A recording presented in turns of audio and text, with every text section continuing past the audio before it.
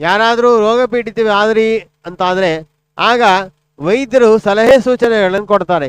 ಇಂತಹ ಹಣ್ಣಿನ ರಸವನ್ನು ತೆಗೆದುಕೊಳ್ಳಿ, ಇಂತಹ ಹಣ್ಣಿನ ರಸವನ್ನು ತೆಗೆದುಕೊಳ್ಳಿ ಅಂತೇಳಿ, ಅಥವಾ ಇಂತಹ ಔಷಧವನ್ನು ಮಾಡಿಕೊಂಡು ತೆಗೆದುಕೊಳ್ಳಿ ಅಂತೇಳಿ.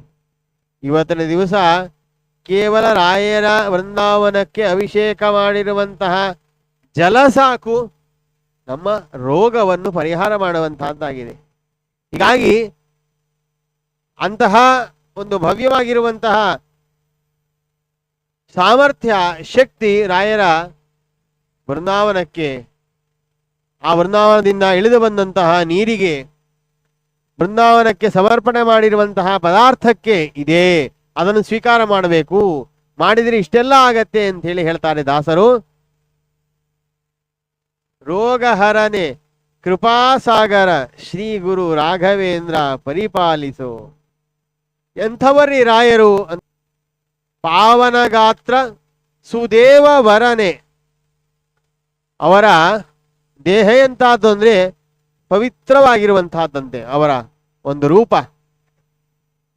ಆ ಪವಿತ್ರವಾಗಿರುವಂತಹ ರೂಪವನ್ನು ದರ್ಶನ ಮಾಡಿಕೊಂಡ್ರೆ ಸಾಕು, ನಮಗೆ ಎಲ್ಲ ರೀತಿಯಾಗಿರುವಂತಹ ಕಷ್ಟಗಳು ನಿವಾರಣೆ ಆಗತ್ತೆ, ಇಷ್ಟಗಳು ಪೂರ್ಣವಾಗತ್ತೆ.